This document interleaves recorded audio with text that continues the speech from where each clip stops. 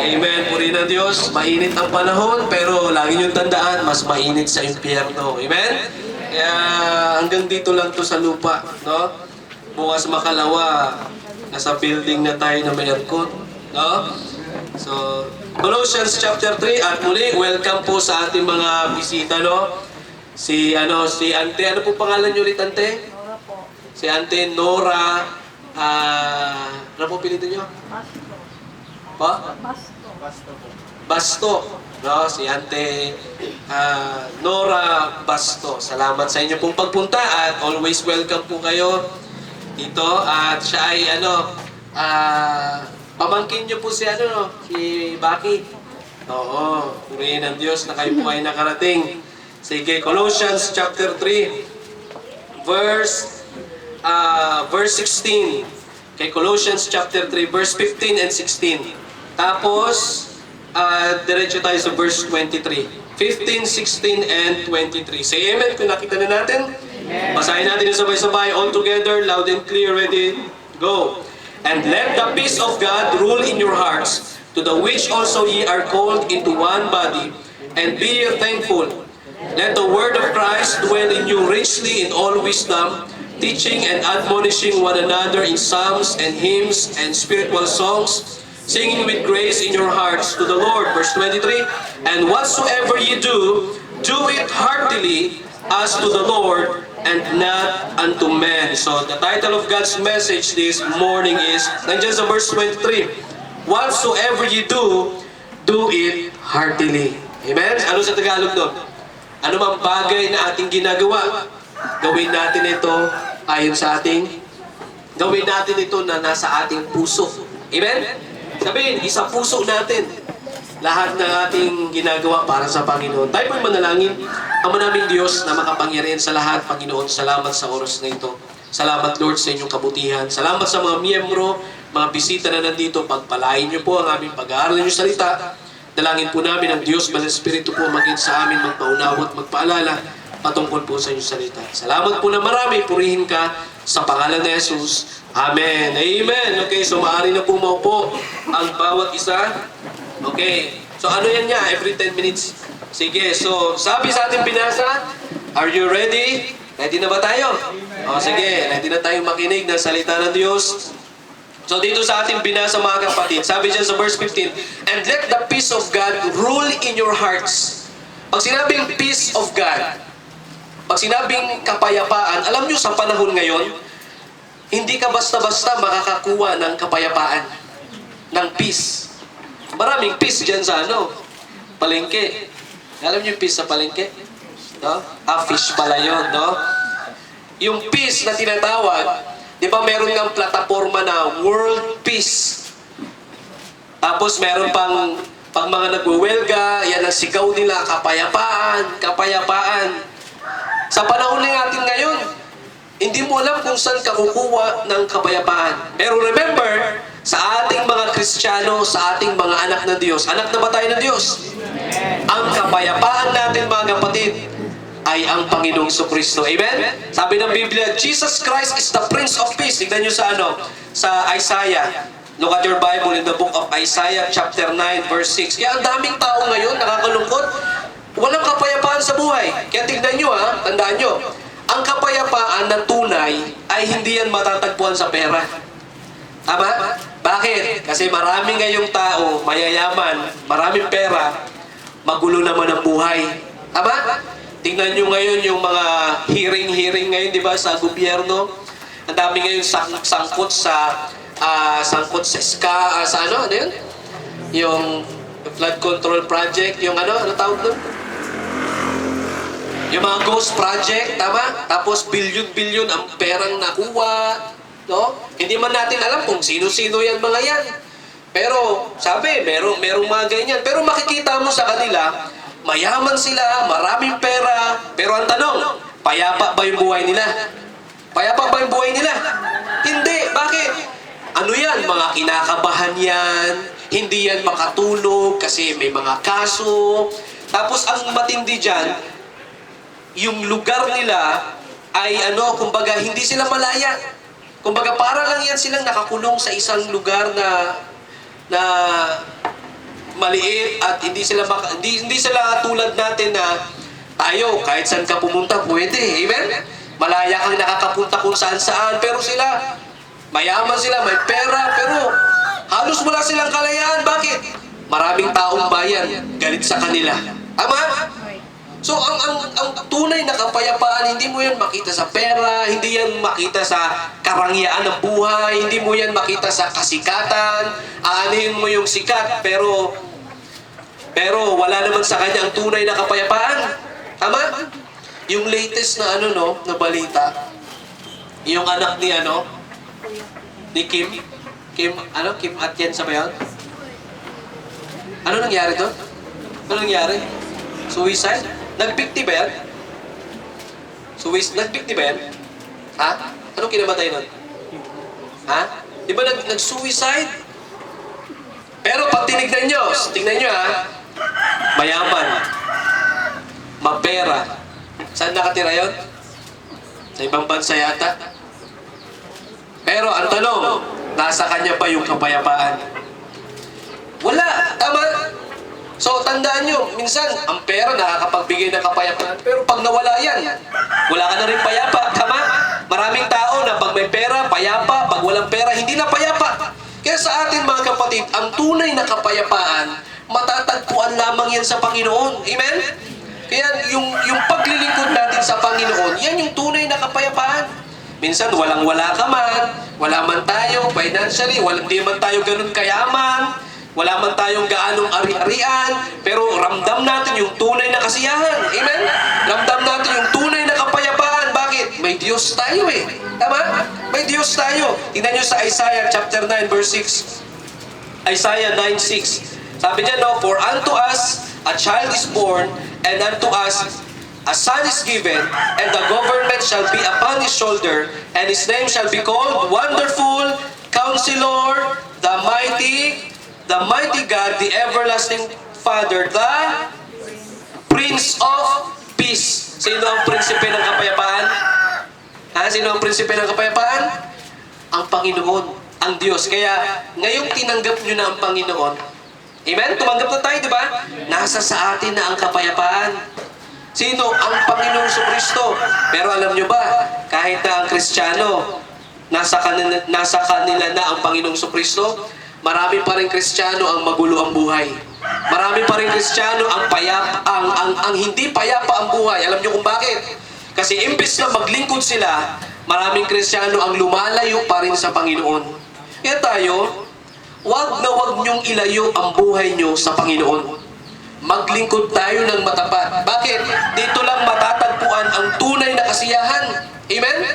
Tunay na kasiyahan, hindi mo yan matatagpuan sa bisyo, sa alak, sigarilyo, sa droga. No? Pasasayahin ka yan, saglit lang, pero maya-maya wala na. At yung kasiyahan na yan, sa laman yan. Amen? Pero yung totoong kasiyahan, totoong kapayapaan, alam nyo kung saan matatagpuan? Sa Diyos lang, yung Diyos na pinaglilingkuran natin. Amen?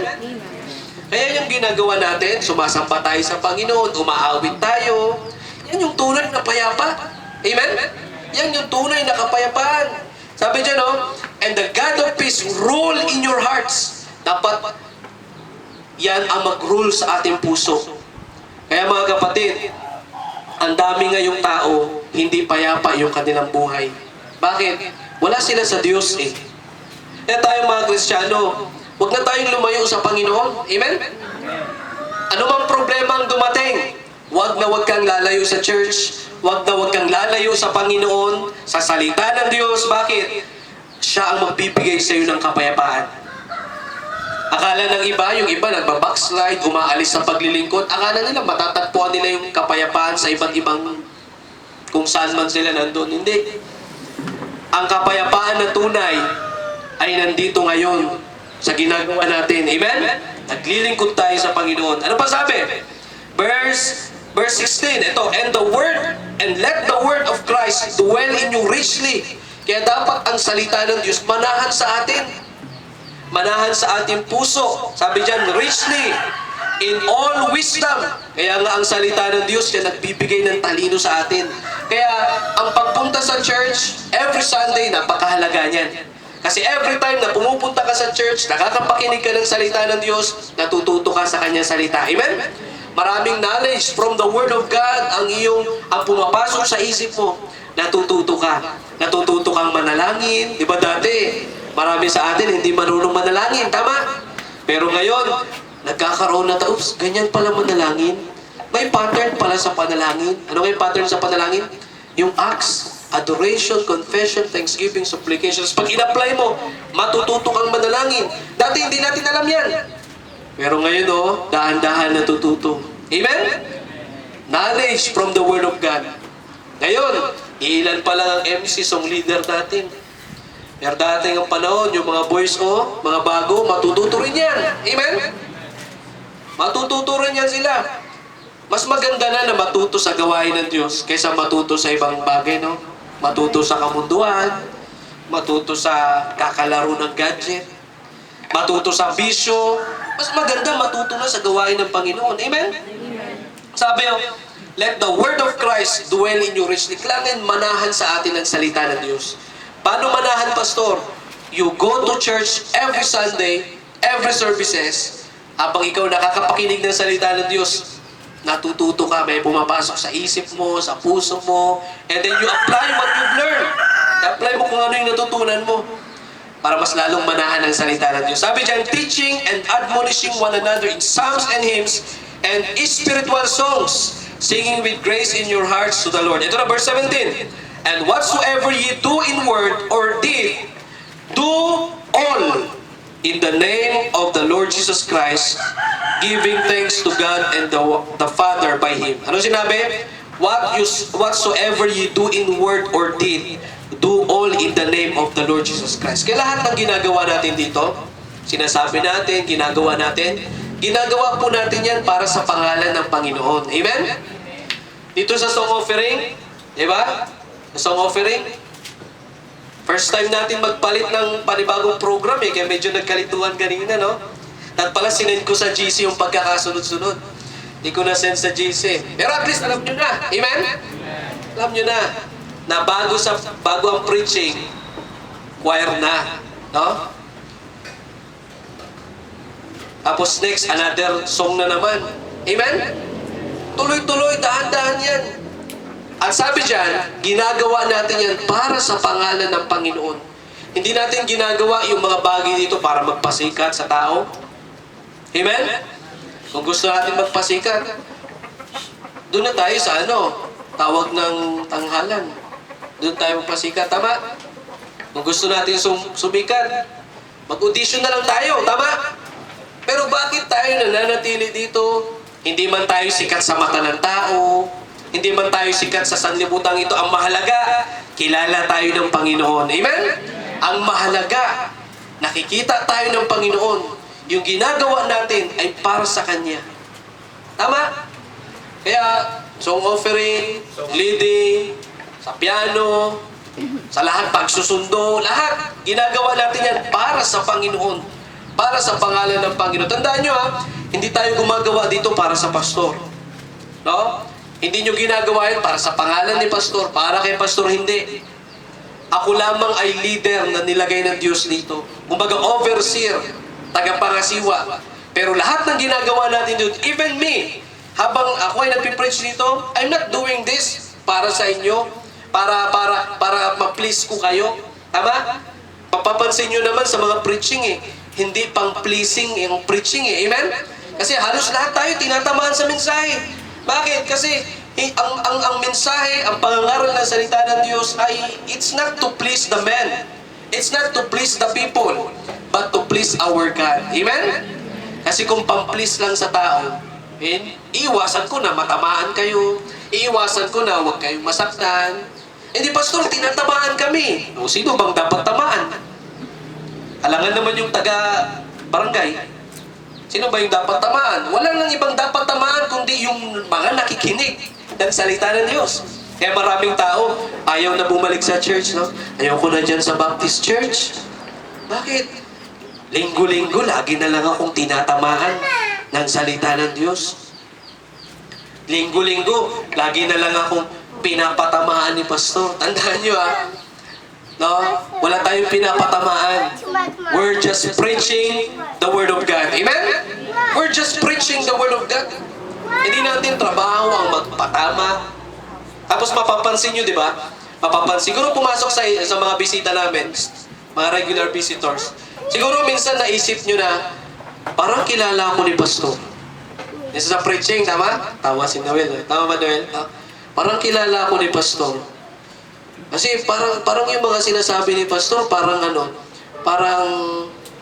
kilala niya ako.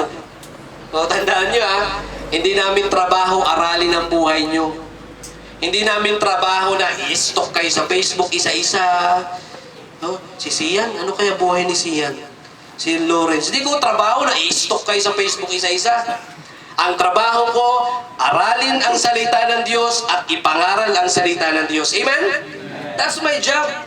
And then ngayon, kapag ikaw ay kapag ikaw ay tinamaan at parang napapansin mo na, parang kilala ko ni Pastor, parang ako yung kinakausap ni Pastor, that's the work of the Holy Spirit. Amen? Trabaho yun ng Holy Spirit na mangusap sa inyo. Kaya mapapansin nyo, habang ako nagpipreach, napapansin nyo na parang kilala ko ni Pastor, parang alam ni Pastor yung buhay ko. No? Hindi ganon. Ang may trabaho niyan yung Holy Spirit na umusap sa atin. Amen? Basta kami mga pastor, mag-aral ng salita ng Diyos at mangaral at nangusap ang Holy Spirit sa inyo kung saan ka tinamaan, ganito. Alam nyo ang magandang attitude kapag tinamaan ng salita ng Diyos? Alam nyo maganda? Pagpapakumbaba. Amen? Then magpakumbaba ka and then pag tayo mag-pray, you say sorry to God. Lord, patawarin niyo po ako. Tinamaan ako ng salita niyo. Tulungan niyo po ako na baguhin ko kung ano yung mga dapat kong baguhin. Amen? Hindi yung, grabe na lang, lagi na lang tayong lagi na lang tayong natatamaan. Tama, Lawrence, tama na. Ang sabi, lagi na lang tayong tinatamaan ng salita ng Diyos. Lalo na pag nababanggit ni Pastor yung mobile games. Linggo-linggo na lang, nababanggit yung mobile games. Huwag na nga tayong bumalik dyan. No. Lagi na lang tayo natataman. Huwag na nga tayong bumalik dyan. Alam nyo, kapag ganun lang isip nyo, you will not grow. Amen? Hindi ka lalago. Pag ganun ang mo, at pag tinamaan talaga, masakit. Kaya nga sabi ng Biblia, ang salita ng Diyos ay parang isang parang isang espada. Tignan natin. Sa 1 Timothy 4:12. 1 Timothy chapter 4 verse 12. Yeah, look at your Bible.